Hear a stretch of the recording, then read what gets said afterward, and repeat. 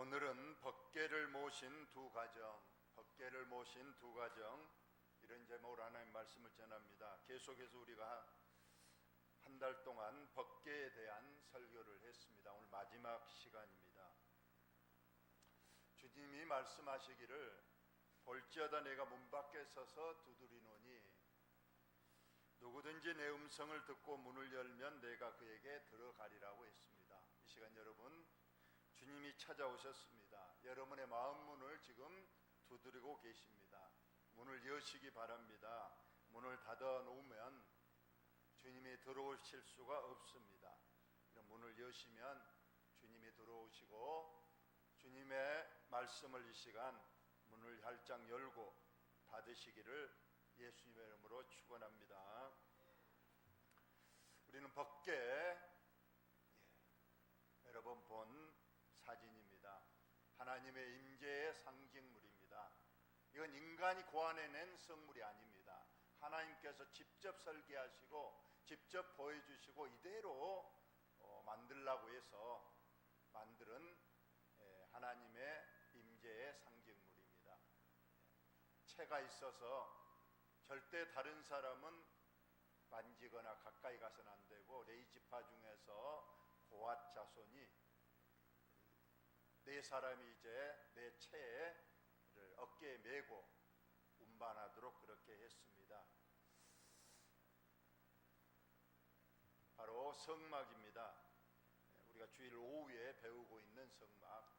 40년간 하나님을 섬겼던 이동식 교회입니다. 이동해야 되기 때문에 늘 철거하고 또 새로 거기에 세우고, 그래서 이 성막에서 하나님을 섬겼는데, 바로 이 법궤가 바로 저기 구름 기둥이 있는 가장 성막 깊은 곳 지성소, 그곳이 안치가 됐습니다.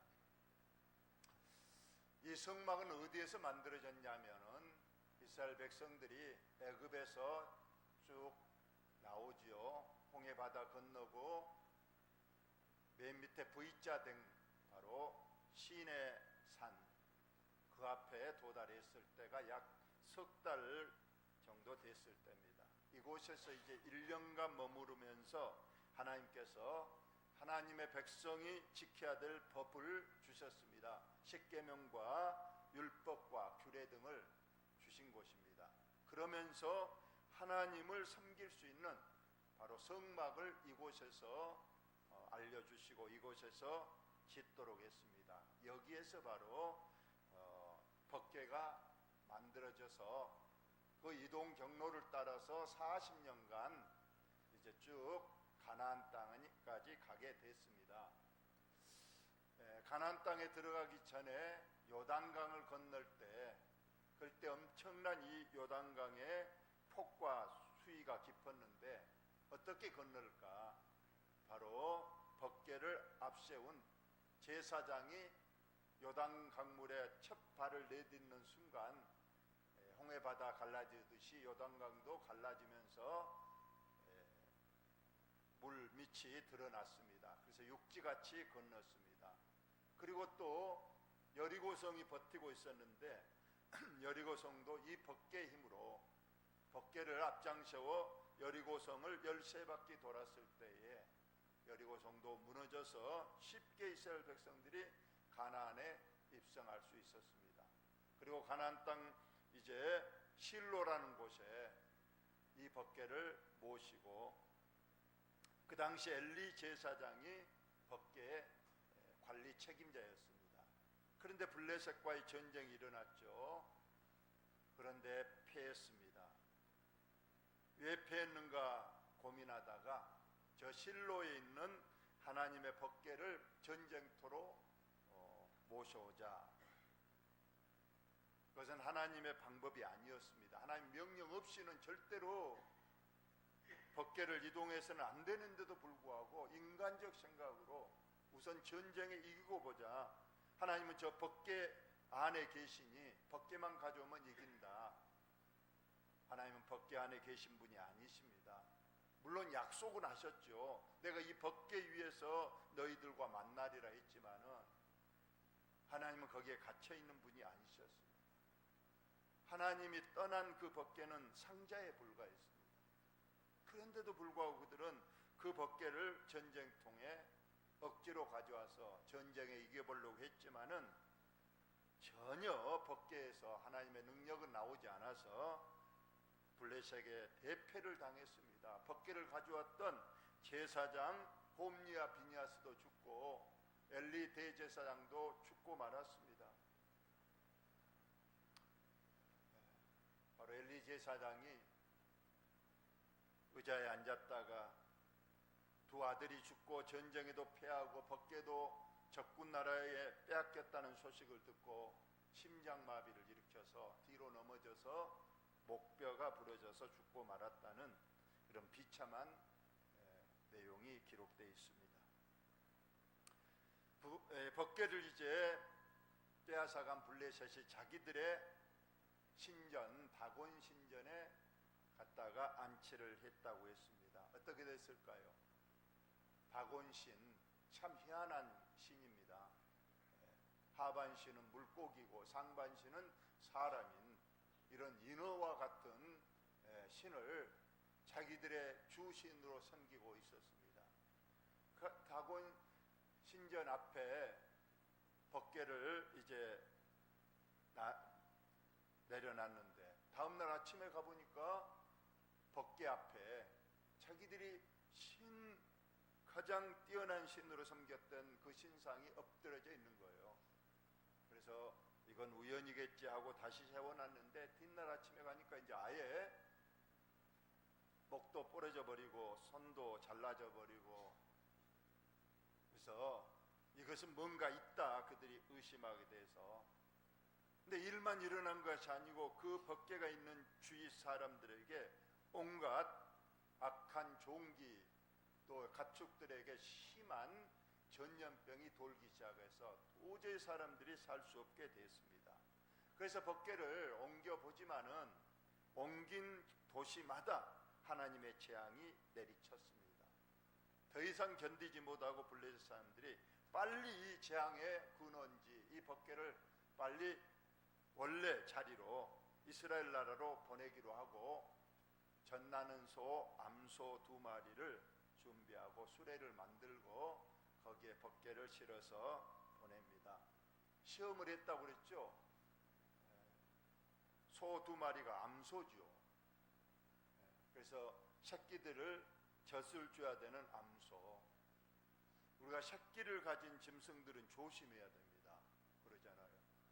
산에 가면 멧돼지들도 평상시에는 사람을 무서워하지만은 새끼를 가질 때는 사람에게 그냥 달려들고, 모든 짐승이 그렇잖아요. 개도 그러고 모든 짐승들이 새끼를 가질 때는 아주 모성애가 극도로 발달해 예민해지고 난폭해지는 거예요. 그러니까 지금 이 소들은 일반 소가 아닙니다.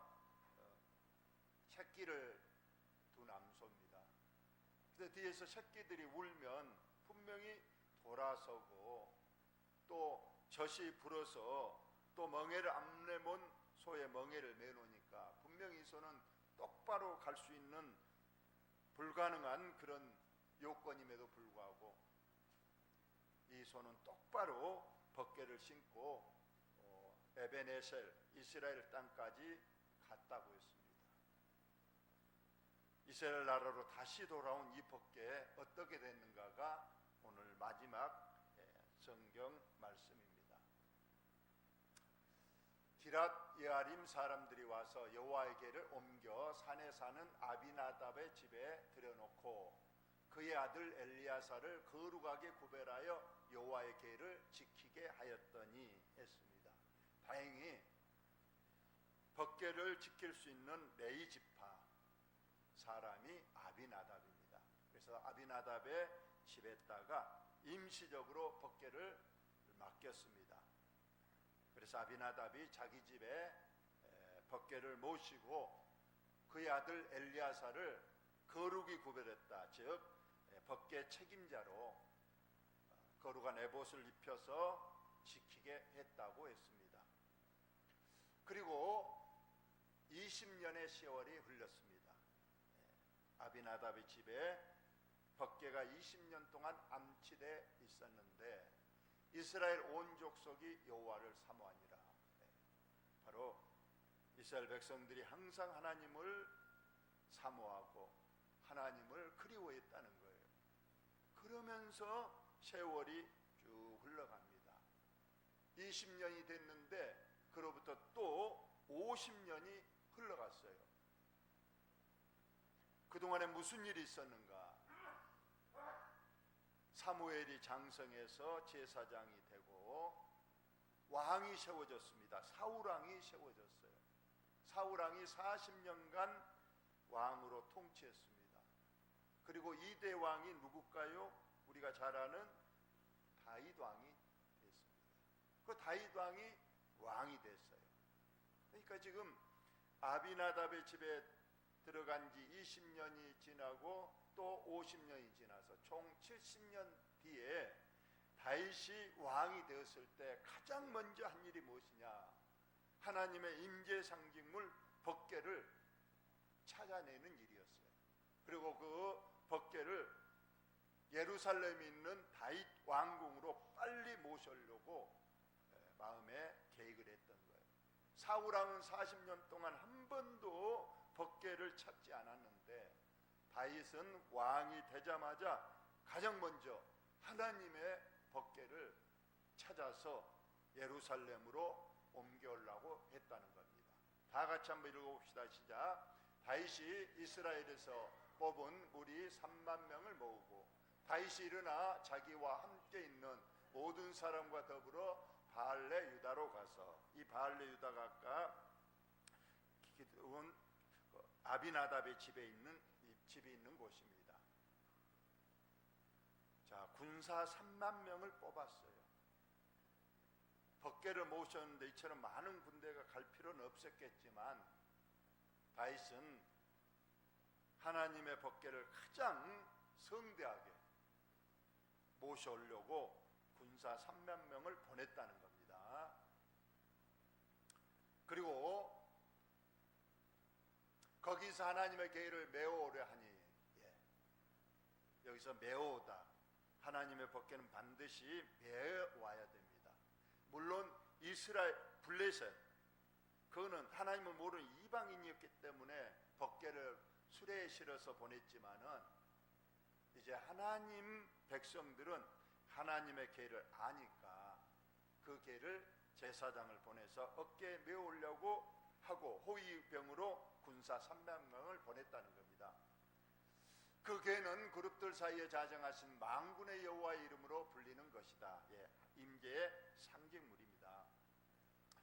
그들이 하나님의 계획을 새 수레에 싣고, 뭔가 잘못됐죠. 아까 메워와야 되는데 지금 수레에다가 하나님의 법궤를 싣고 산에 있는 아비나답의 집에서 나오는 거예요.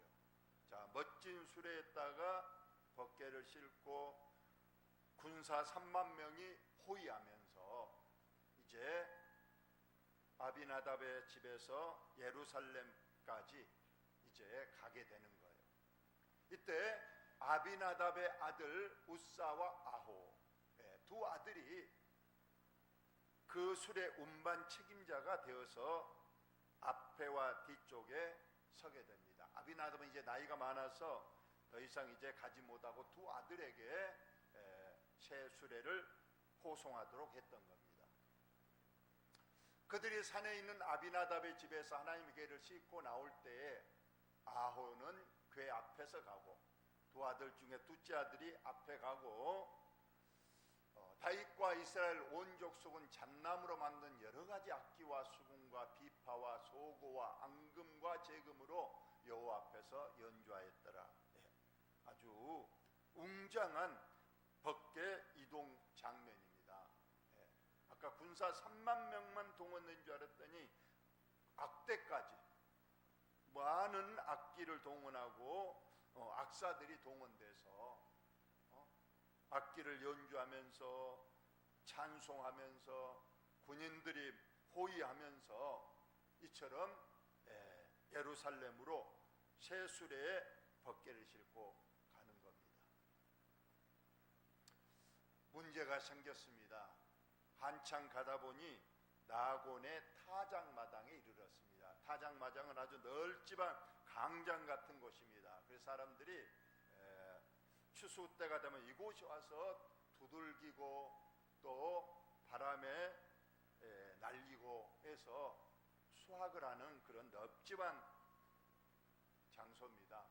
이곳이 왔는데 오히려 이때까지 길은 오히려 험하고 험했어도 아무 문제 없었는데 이 평평한 타작마당에 와서 갑자기 소들이 날뛰게 된 겁니다.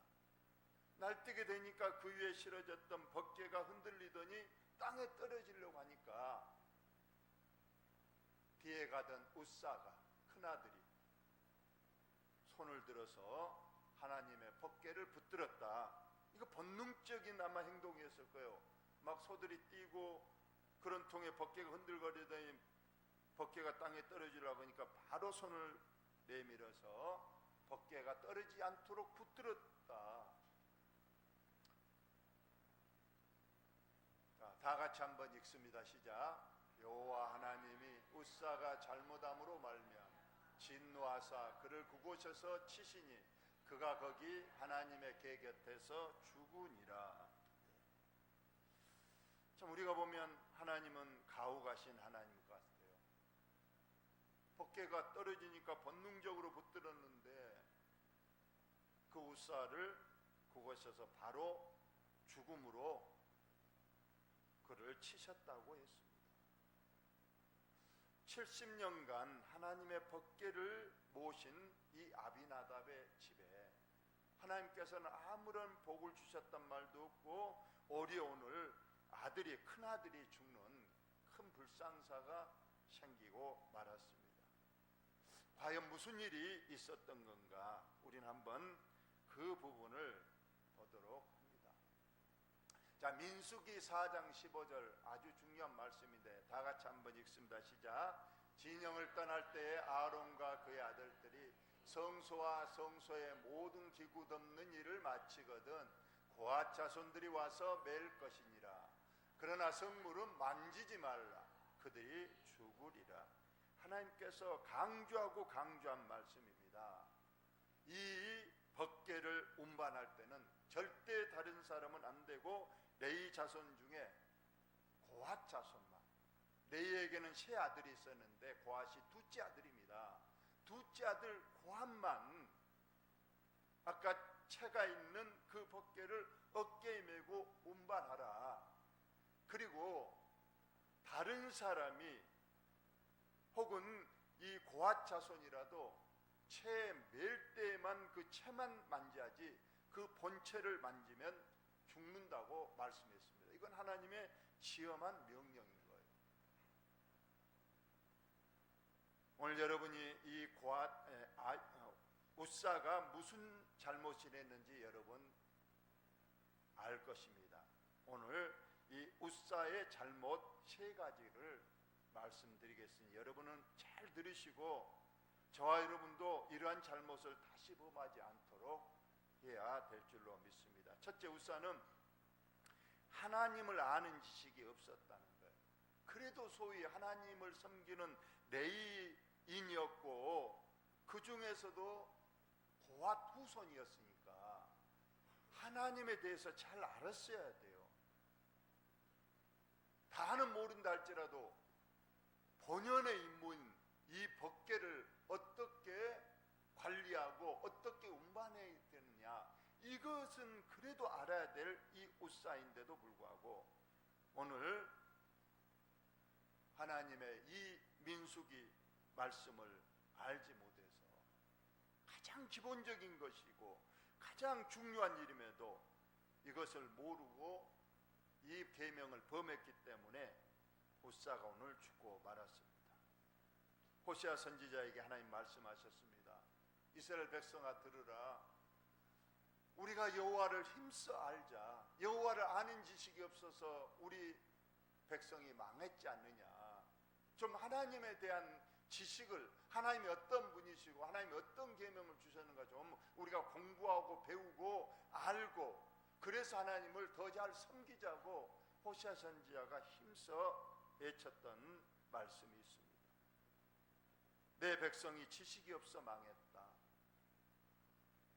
요한복음 17장 3절, 영생은 곧, 영생이 무엇인가? 우리가 가장 강구하고 사모하는 영생, 영원히 사는 천국에 가는 축복이 무엇인가? 영생은 곧 유일하신 하나님과 그의 보내신 자 예수 그리스도를 아는 것이 영생이라고 성경은 분명히 말하고 있습니다.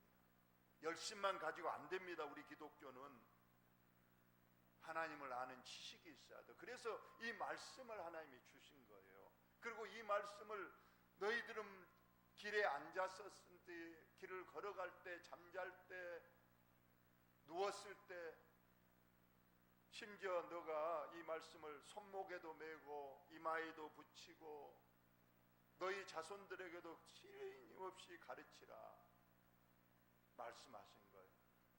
하나님을 아는 지식이 없이 단순한 열심과 단순한 어떤 웅장한 감정만으로 하나님을 섬기는 것이 아님을 우리는 알아야 되겠습니다. 특히 교회에서 절대로 하나님의 말씀대로 모든 문제를 해결하고 하나님 말씀대로 우리가 교회를 운영해 나가야지 세상 것이 들어오면 안 됩니다. 그런데 우선 오늘 그 가장 기본적이고 중요한 법궤의 이동 방법을 몰라서 수레에다가 싣고 오고 어떤 경우에도 성물을 만지지 말라고 그랬는데 물론 법궤가 흔들리고 떨어지려고 하니까 우선 본능적으로 붙들었다고는 하지만은 하나님의 말씀을 절대 우리는 생명같이 여기고 말씀대로 해야 되는데 우사가 하나님을 아는 지식, 심지어 제사장으로서 법궤의 운반 지식이 없어서 오늘 수레에다가 메고 가는 것, 여러분 수레에 실으면 어떻습니까? 어깨에 메는 것보다 수레에 싣고 하면 참 편하고 또 멋지잖아요. 그러나 그것은 세상 사람들 방법이죠. 아까 블레셋 사람들이 자기 나라에 온갖 재앙이 덮치니까 이스라엘을 보낼 때 아까 암소 2마리에 수레에다가 실어 보냈습니다. 그건 이 세상 사람들이 하는, 하나님을 모르니까 수레에다가 실어 보냈지만은 하나님의 백성은 최소한 하나님의 백성 중에 제사장인 레위 후손은 하나님의 말씀을 알아야죠. 그런데 오늘 수레에다가 실었다고 했습니다. 수레에 실면은 편하고 멋집니다만 또 수레 어깨에 매면 얼마나 어깨가 아프고 힘듭니까? 오늘날 우사와 같이 믿음 생활하는 사람이 분명히 있다는 거예요. 우리가 믿음 생활을 쉽게 하려고 하는 거. 그래서 그냥 주일 오전만 대강 1시간만 하고 믿음 생활 다 하는 것처럼 한다면 이 또한 우리가 수레에 싣는 모습이 되지 않을까 그런 생각을 합니다. 우리가 또 믿음 생활 정말로 제대로 하려면 하나님 말씀대로 진짜 살려고 하면 우리가 조롱도 받고 때로는 무시도 당하고 때로는 지금은 박해 시대가 아닙니다만 그래도 힘든 경우가 많이 있습니다. 직장에서 회식 자리에 참석해서 술을 마시지 않는다고 불이익을 당하고 그래서 뭐 직원들과 화합이 안 된다고 말하기도 하고 뭐 주일날 등산을 가야 되는데 안 가면 또 불이익을 받기도 하고 그렇습니다. 그러나 우리는 하나님의 말씀대로 살아야 됩니다. 쉽게 수레에 싣고 그냥 편하게 가버리는 그건 하나님의 방법이 아니라는 그러한 말씀입니다. 만지지 말았어야 했습니다. 그것은 인간적인 생각입니다. 우리는 하나님 방법대로 해야 되는 거예요. 사울왕이 하나님 명령이 떨어졌어요. 사울왕에게 구약의 사울에게. 근데 이 사울왕이 아말렉과의 전투에 임할 때 하나님이 무슨 명령이었느냐? 진멸하라는 거예요. 사람이든 짐승이든 하나도 남겨놓지 말고 다 진멸하라고 했어요. 사울이 예 알겠습니다 하고 아말렉 전투에 가서 크게 이겼습니다. 다 사람을 죽였어요. 그런데 짐승을 보니까 아깝잖아요. 저 살찐 소, 살찐 양, 저 좋은 말들, 저거 죽이기보다 차라리 가져와서 하나님 앞에 제물로 드리면 좋겠다 해서 일부를 살렸던 거예요. 핑계는 좋잖아요. 다 진멸하라고 했지만은 하나님께 드리라고 좋은 것만 따로 좀 빼놨습니다. 그러나 하나님께서는 이 사울에게 크게 진노하십니다. 너는 왜 내 말을 듣지 않느냐? 교회가 하나님의 말씀대로 살아야 되는데 때로는 교회도 불법을 행할 때가 있다는 거예요. 여러분, 절대로 우리 생각대로 하지 마시고 하나님 말씀에 비추어서 하나님 말 방법대로 해야 되는 것이 믿음 생활인 줄 꼭 아시기를 바랍니다. 또 웃사의 가정이, 오늘 웃사가 죽었잖아요. 물론 만졌으니까 죽었겠지만 또 하나님께서 그를 살릴 수도 있었을 거예요. 어쩌면은 이 아비나답 그 가정에서 70년간을 하나님 벽계를 모셨는데 왜 하나님께서 복음커녕 큰아들이 조금 본능적으로 만졌다고 해서 죽이기까지 했는가? 그것은 70년간의 아비나답과 그의 잔손들이 벽계를 잘못 섬겼다는 거예요. 오늘 성경에 아까도 보셨지만은 아비나답은 자기 집에 벽계를 지켰다고 했어요. 여기서 지켰다, 좋은 말 같지만은 지켰다는 것은 잠그다 뜻입니다. 잠거. 그러니까 아비나답은 벽계가 자기 집에 온 순간 창고 깊숙이 벽계를 놓고 창고 문을 2중 3중 열쇠로 걸어 잠그고 바깥에서만 그냥 아들에게 너가 이 벽계를 지켜라, 사람들 가까이 오지 못하게 하고 절대 들어가지도 말라고. 여러분, 우리 부모님이 연로하시면은 뒷방으로 모신다고 그럽니다. 뒷방에 연로하신 부모를 모시고 그저 밥 때 되면 밥만 쟁반에 걷다가 문 열고 주고 1시간 뒤에 가서 다 먹었는 거 봐서 가져오고 또 가져다 드리고. 여러분, 그것이 부모님을 잘 공경하는 겁니까? 부모님을 잘 공경한다면 부록 뒷방에 모셨지만 우리가 아침 저녁으로, 아침 저녁이 아니고 하루에 한 번이든 이틀에 한 번이든 좀 자식들하고 손주들이 가서 그 뒷방에 계신 부모님에게 좀 안부도 묻고 식사 마시는 것도 조금 드리고 좀 얘기도 하고 또 노래도 불러드리고, 그래서 부모님을 좀 즐겁게 하면 좋겠는데 뒷방에 그냥 가둬놓는 시기하고 그냥 밥만 제때 주고 그것으로 봉양을 다했다. 오늘 이 아비나답과 그의 후손들이 그렇게 했다는 거예요. 하나님의 임재 상징을 그냥 창고 속에 깊숙이 놓고 아주 문을 걸어 잠그고 그냥 겉에서만 엄중히 지켰다. 이건 하나님이 원하신 방법이 아니었어요. 어쩌면 하나님이 70년간 창고 속에서, 물론 이건 인간적 표현입니다. 뒷방 늙은이 취급하면서 그렇게 계셨던 시간들이었습니다. 이것이 바로 아비나답의 잘못이었고 이것이 하나님을 진노하게 하셨고 그 진노의 표시가 비록 적은 것이 벽계를 만졌다는 것이지만은 왜 하필이면 그 평평하고 길 좋은 타작마당에서 소들이 날뛰고 그래서 벽계가 떨어지려고 했겠습니까? 이건 하나님의 진노의 표출이에요. 그래서 웃사가 오늘 죽고 말았습니다. 70년간 믿음 생활했으면서도 복음커녕 가정에 큰 심판이 내려졌던 가정입니다. 그러나 오늘 한 가정을 빨리 보겠습니다. 자, 다윗이 여호와의 궤를 옮겨 다윗성 자기에게로 메어가기를 즐거워하지 아니하고, 분명히 다윗 예루살렘으로 가는 도중에 이런 불상사가 생겼으니 다윗이 그때 깨달았을 거예요. 아차, 이건 하나님 방법이 아니구나. 그래서 하나님께서 지금 진노하셨구나. 그래서 아직 준비가 안 됐기 때문에 일단은 하나님의 법궤를 가드 사람 오벳 에돔의 집으로 메어갔다고 했습니다.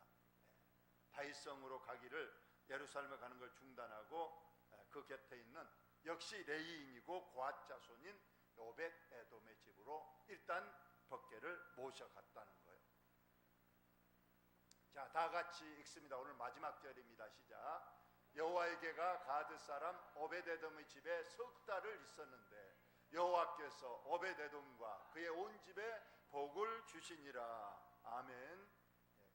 70년 있는 아비나답 집에는 복음커녕 장남이 죽는 큰 재앙이 내렸지만 오늘 불과 석 달 동안 하나님의 법궤를 모신 오벳 에돔의 집은 하나님이 큰 복을 내리셨다는 거예요.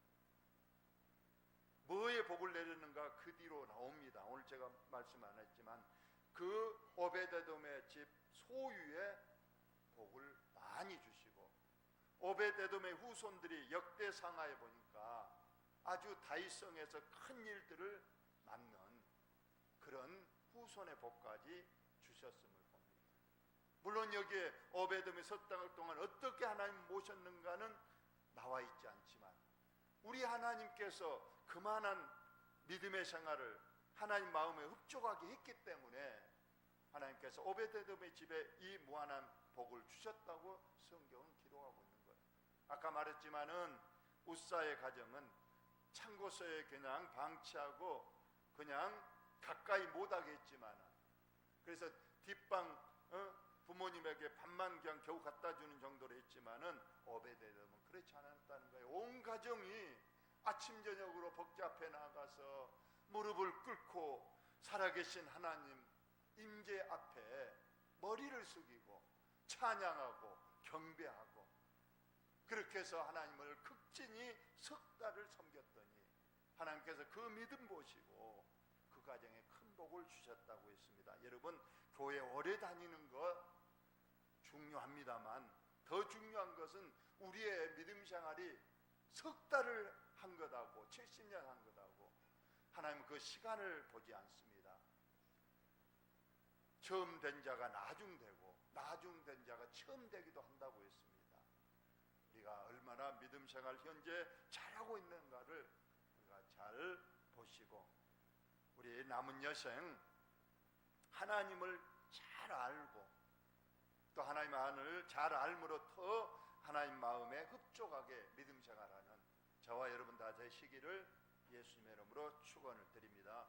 하나님 우리 아버지, 오늘 또 법궤